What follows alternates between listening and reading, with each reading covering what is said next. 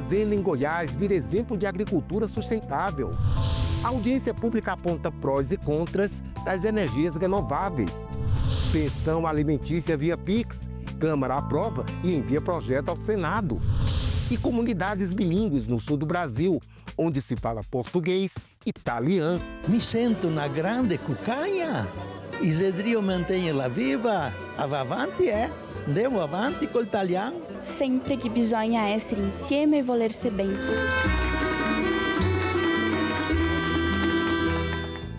O Congresso, Senado e Câmara é um só. Assembleias são 27, Câmaras de Vereadores, mais de 5.500. Tudo isso é poder legislativo, com decisões que impactam a sua vida. E a gente mostra aqui no Parlamento Brasil, um programa que há 19 anos é feito em parceria com TVs legislativas de todo o país. Eu sou André Ricardo, vem comigo!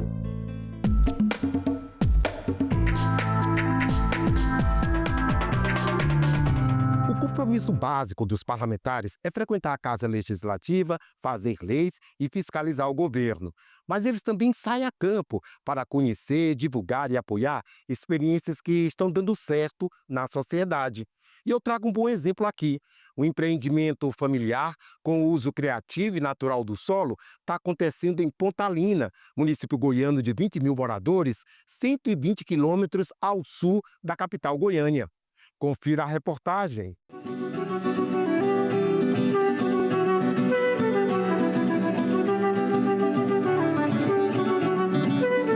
Ao caminhar pela Fazenda Aguapé, em Pontalina, é possível perceber que cada detalhe tem um propósito. O local abriga um projeto de agrofloresta que transformou a paisagem e a forma de produzir. A ideia é simples, mas poderosa. É plantar como a própria natureza faz. A prática imita uma floresta, com plantas de diferentes espécies que, juntas, criam um sistema regenerativo. É uma nova forma de plantar, mas com um olhar voltado para o futuro. Marcelo Borba, o proprietário, explica que o sistema integra diferentes espécies de plantas no mesmo espaço, imitando a lógica da própria natureza. Nós temos aqui um talhão de frutas tropicais, dentro de um conceito agroflorestal. Nós temos um talhão de frutas de clima temperado, que a gente está tentando fazer a produção. E temos agora uma implantação que essa sim, com enfoque econômico, que é a produção de um café orgânico, sombreado, consorciado com abacate, banana e mogno africano. A ideia nasceu de uma inquietação. Como recuperar o solo degradado e, ao mesmo tempo, garantir produção? O resultado foi surpreendente. O que antes era terra cansada, hoje dá frutos em abundância, graças à diversidade das espécies que criam um equilíbrio entre si. Nessa atividade a gente tem dois problemas. O primeiro é implantar o projeto. O segundo, logo pouco tempo depois, é dar destino para o tanto de coisa que a gente produz. Porque é tanta abundância que a gente começa, a família, mais os colaboradores, as pessoas que estão por perto, já não conseguem consumir aquilo que está sendo produzido e a gente tem que ficar o tempo todo buscando alternativa. A história também tem um lado afetivo. Para Ana Maria, esposa de Marcelo, é uma forma de resgatar a história da família e, ao mesmo tempo, cultivar algo que vai muito além da produção convencional. Essa propriedade aqui, ela foi construída pelo meu pai. É uma propriedade que vem de família, então tem parte aqui que foram dos meus avós paternos, avós maternos. A gente tem um neto e a gente quer que esse neto ele tenha essa noção da riqueza, né? Da riqueza, de onde ele veio, das origens e tudo mais. E não tem como você ter essa visão se você não tem contato com essas coisas. Durante a visita, o deputado Paulo César Martins quis conhecer de perto cada etapa do sistema. Entre caminhadas e conversas, ele lembrou que a agrofloresta não é só sobre sustentabilidade, é também sobre geração de renda para os produtores. Onde você vai fazer um trabalho no meio ambiente, vai fazer um trabalho para pôr dinheiro no bolso, que é poucos produtores que pensam dessa forma. Pode ser assim, a redenção das pequenas propriedades num sistema como esse, em que a própria família está ali, está cuidando, está manejando e que traz um potencial de retorno alto. Vamos chamar o SEBRAE, vamos chamar o SENAI, vamos chamar a FAEG, vamos chamar a Secretaria Municipal dos nossos municípios e estabelecer e copiar o projeto do Edson, que é um projeto espetacular, que vai dar com toda certeza aquilo que nós queremos, atender a posição de projetos públicos verdadeiros. Nós precisamos ter coragem de poder fazer isso e vamos fazer. Outro ponto que impressiona é que todo esse resultado é alcançado sem o uso de agrotóxicos. A própria diversidade de espécies garante o equilíbrio e o controle natural. Para os vereadores que acompanharam a visita, o projeto coloca Pontalina como pioneira nessa prática. O pessoal que for mexer com isso vai ter que ter um pouquinho de paciência, que não é igual ao tradicional, que você plantou hoje e amanhã você está tendo resultado. Esperar um pouquinho, pode ter certeza que a rentabilidade é excelente e é muito bom para o meio ambiente e fazer o nosso município deslanchar mais ainda. A gente vê a oportunidade que o Marcelo está levando e está demonstrando para a gente. E Pontalina ser o pontapé inicial é muito bom. A gente está vendo aqui um pé de amora, né? uma área grande dessa aqui com bananeira, abacate, outras culturas aqui. A gente vê que a gente pode estar levando isso para o município, né? E para o prefeito de Pontalina, a iniciativa é um orgulho. Mostra que é possível unir tradição agrícola e sustentabilidade dentro do município. Conhecendo essa revolução que é a prática de agricultura. Parabéns, Marcelo, parabéns. E o deputado também está influenciando para levar para todo o estado de Goiás essas ideias do Marcelo e da Ana, que vale a pena os pequenos produtores. O deputado Paulo César Martins enfatiza que essa experiência deve ser multiplicada. Por isso, ele irá promover novas audiências públicas para discutir o tema e convida produtores a conhecerem o modelo de perto. Quero convidar toda a sociedade ali de Tarumã, de Caçu, para ver o que foi feito aqui nesta propriedade, porque eu tenho certeza, além de consertar o nosso meio ambiente, você vai ter dinheiro no bolso. Nossa terra é rica. Olha aí o presente que ela dá pra gente, ó. Aí você tem de ter coragem para plantar. Bora, Brasil! Vamos conquistar nossas terras e tirar a riqueza que ela tem no plantio, ó, e melhorar o nosso meio ambiente. Turismo acessível para pessoas autistas é previsto em lei no Amazonas. Deputados paraibanos ouvem comunidade sobre impactos das energias renováveis. E no Espírito Santo, a Assembleia treina servidores em primeiros socorros e atendimento pré-hospitalar. Veja o que foi notícia nas casas legislativas do país. A Polícia Legislativa do Parlamento Estadual promoveu um treinamento de atendimento pré-hospitalar com o apoio da Polícia Civil do Estado. Que os alunos eles estão aprendendo a fazer a identificação das lesões e a tomada de decisão com base num protocolo de atendimento, ou seja, numa organização hierárquica de ações visando estabilizar a vítima e remover com vida até o hospital, ou aguardar a remoção, né? Ao todo, 25 pessoas, entre policiais legislativos e analistas, participaram do treinamento. Durante as atividades, os servidores receberam instruções práticas e teóricas voltadas para situações de emergência, que podem acontecer dentro da Assembleia. O objetivo é garantir que todos saibam como agir diante de acidentes, crises de saúde ou até episódios de violência. Tudo para aumentar a segurança coletiva e a capacidade de resposta imediata. Eventuais problemas que vierem a acontecer dentro da Assembleia, temos uma noção do que fazer, né? De como proceder para estar salvando vidas e até mesmo resguardar até a nossa vida mesmo. A iniciativa contribui para que o ambiente legislativo esteja melhor preparado para proteger tanto os servidores quanto a população que circula diariamente pela casa. Todo o cenário que possa vir a ter algum tipo de intervenção por algum agressor ou até mesmo um simples mal súbito de alguém que esteja participando, é válido as técnicas de APH. Então eu costumo dizer que é uma disciplina que a gente não leva só para o ambiente de trabalho, a gente carrega isso aqui para a vida toda.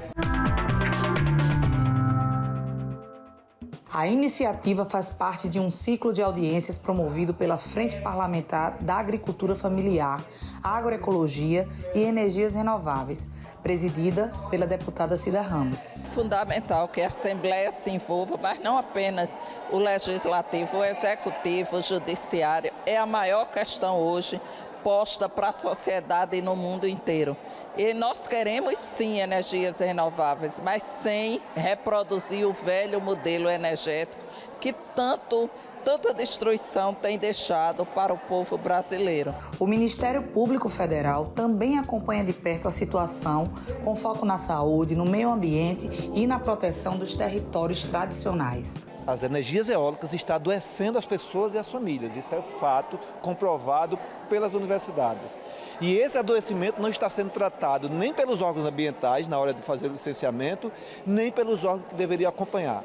Então, esse adoecimento, essa perda do território e, consequentemente, famílias indo para as cidades, tendo que se deslocarem para as cidades sem uma renda, perdendo a sua capacidade de agricultura, perdendo a produção de alimentos, é uma preocupação muito grande. A prefeita de Juazeirinho, Ana Vigênia, também parabenizou a iniciativa da Assembleia e destacou a importância do diálogo entre os poderes e a sociedade civil na construção de soluções que respeitem o meio ambiente e a saúde pública. Quando a gente, gestão pública, Ministério Público, o PATAC, o coletivo se une, é para que a gente consiga juntos entrar em um acordo e que seja uma ação boa, tanto para o município como para todos. Representantes de instituições públicas, organizações sociais e da população local levantaram preocupações sobre os impactos das usinas eólicas e solares nas comunidades rurais. Esse modelo de energia que está chegando está destruindo o meio ambiente, está trazendo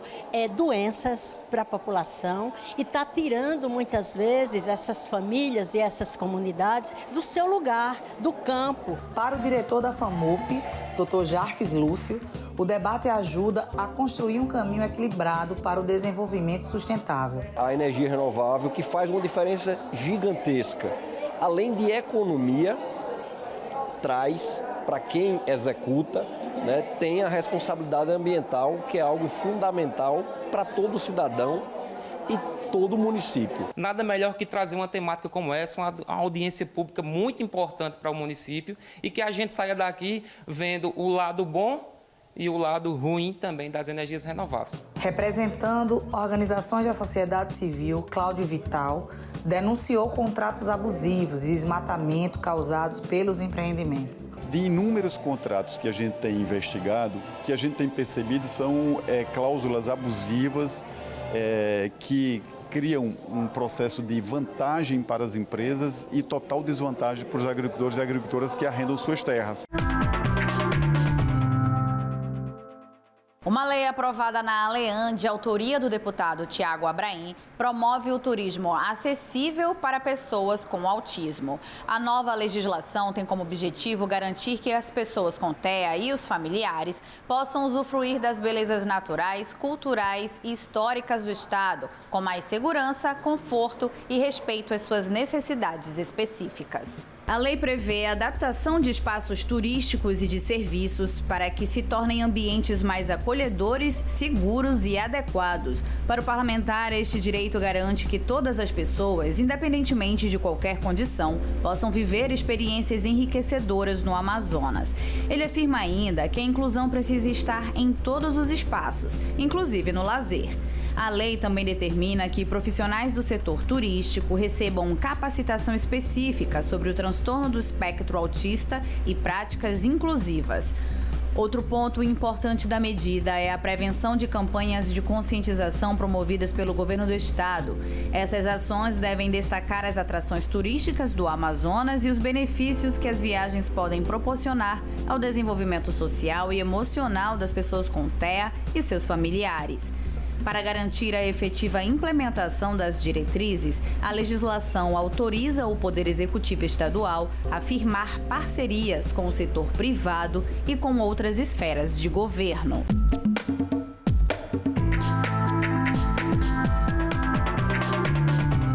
O Pix, como sabemos, caiu no gosto do brasileiro. É a principal forma de pagamento dos consumidores no país.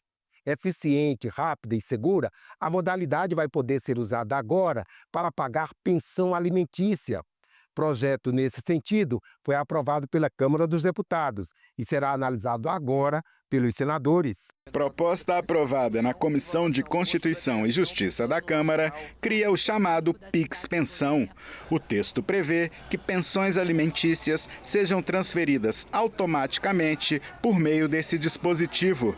Ainda de acordo com a proposta, cabe ao juiz determinar o débito na conta do pagador e o beneficiário pode optar pela transferência automática em qualquer momento do cumprimento da sentença. A relatora da proposta na CCJ foi a deputada Laura Carneiro, do PSD do Rio de Janeiro. É um projeto muito legal da deputada Tabata Amaral, que trata da possibilidade no pagamento de pensão de alimentos, o juiz determinar que ele seja pago por Pix, porque você pode programar o pagamento, não vai haver prisão de marido, o marido não vai deixar de pagar, enfim, o marido ou o alimentante, melhor dizendo, não vai deixar de pagar, e a certeza que a mulher terá de que aquele Pix chegará na sua conta no dia certo para que ela possa atender, principalmente quando a gente trata de alimentos para criança e adolescente brasileiro.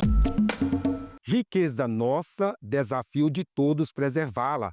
Falo dos rios da Amazônia. Está em exame no Senado projeto que cria o plano para promover a navegabilidade e conservação desses mananciais de água.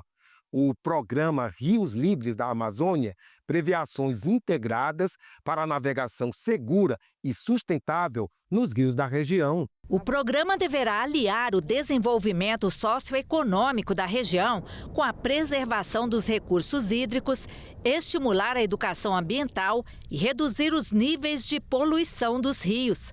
Também deverá aumentar as ações de prevenção a eventos críticos que afetem os cursos d'água, sejam eles naturais ou causados pela intervenção humana. O programa ainda reforça a necessidade de manutenção contínua das vias navegáveis por meio de dragagens, manejo integrado e sinalização adequada.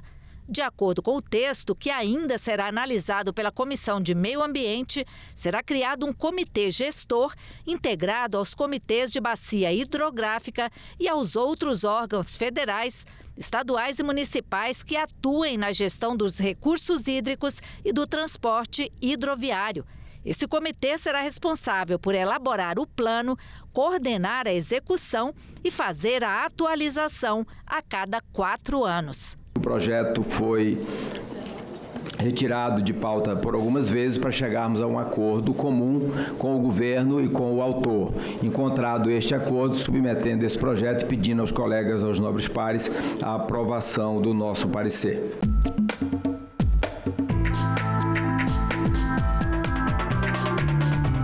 Dos vários povos que vieram para o Brasil desde o século XIX, os italianos foram os mais numerosos.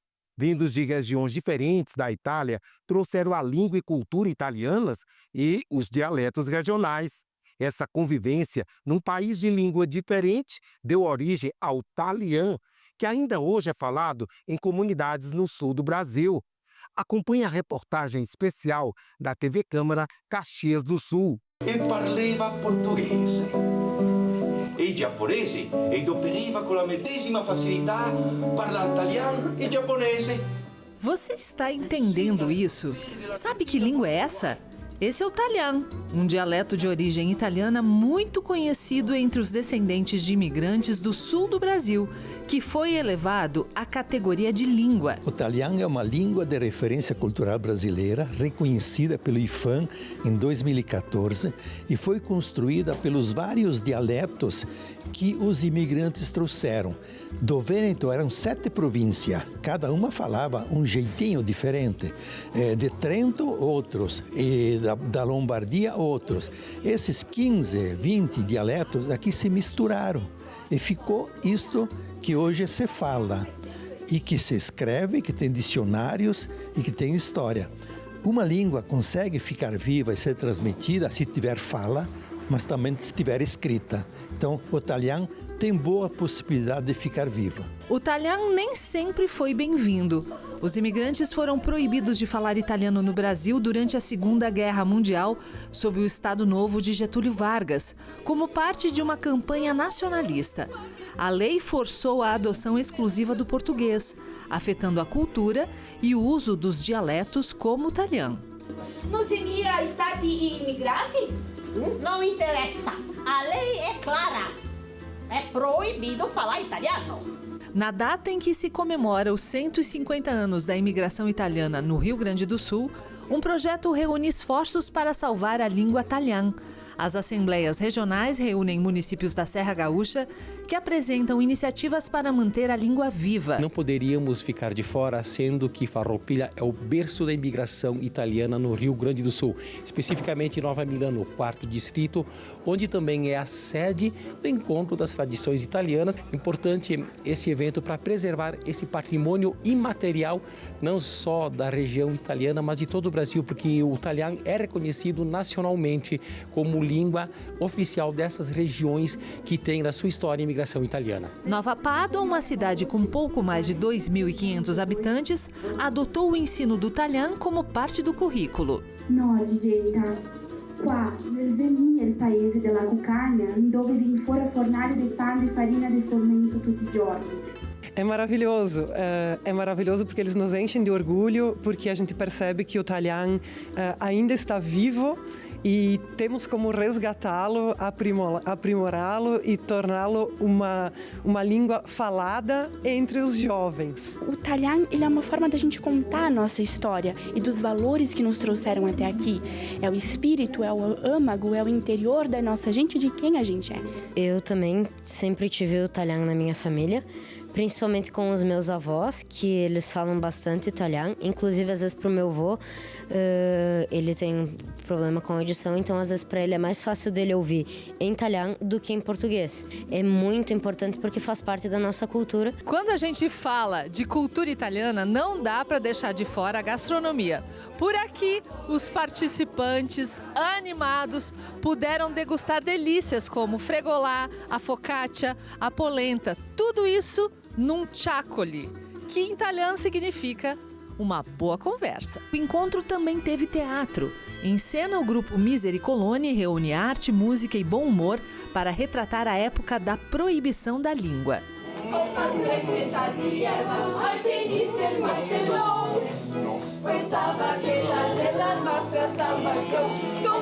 Durante a proibição do italiano, um personagem deu voz aos imigrantes italianos, Nanetto Pipetta, um herói que retrata o imigrante simples, seu dia a dia e que foi sucesso de público num folhetim publicado durante um ano no jornal Estafeta Rio-Grandense. A primeira obra de ficção do italiano foi criada pelo frei capuchinho Achilles Bernardi. Por motivos de censura, as crônicas semanais pararam de ser publicadas em fevereiro de 1925. Mas depois foram imortalizadas num livro do personagem. Um esforço conjunto para garantir que o italiano ainda seja falado e ouvido por muitas gerações. Língua não é imposição e também não se pode proibir. Qual é a língua da gente? É aquela em que a gente sente e não a que manda o patrão. Então, qual é a língua da gente? Mantemo a nostra língua viva perché è un tocco de Nantes. Mi sento una grande cucagna. Isidrio mantenha-la viva. Avanti, Andiamo avanti col italiano. Andiamo avanti sempre che bisogna essere insieme e volersi bem. Que toca manter a nostra língua viva.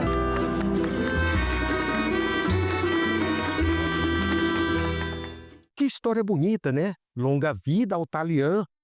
Bom, agora você fica com a participação de pessoas que visitaram o Congresso Nacional esses dias. Um passeio que mistura arte, história e onde se pode conhecer um pouco a dinâmica de uma casa legislativa.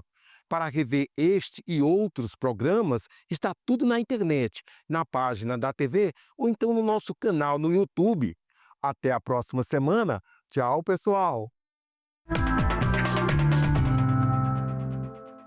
Eu acho importante para conhecer um pouquinho, a história da própria estrutura, como é que o Congresso se constituiu, o que contém aqui no interior, porque de fora a gente não consegue enxergar o que contém aqui dentro, não é?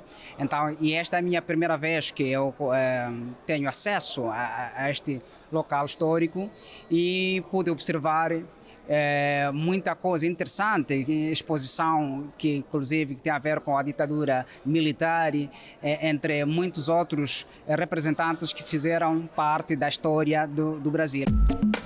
O que me chamou a atenção foi que eles preservam toda a nossa história. Então tem um museu, tem os móveis antigos, a apresentação foi muito boa, a gente se sente naquele momento da história, onde você percebe que tudo que você passou e tudo que você está passando, alguém um dia lá na frente vai ver e vai entender que foi muito importante. Eu achei muito interessante porque a gente sempre vê as coisas pela televisão e é interessante vir aqui conhecer ao vivo as coisas que a gente vê pela televisão e ver como funcionam e ter conhecimento sobre as coisas que acontecem aqui pelo Brasil todo. Sem dúvida os plenários, né? Tanto da Câmara quanto do Senado.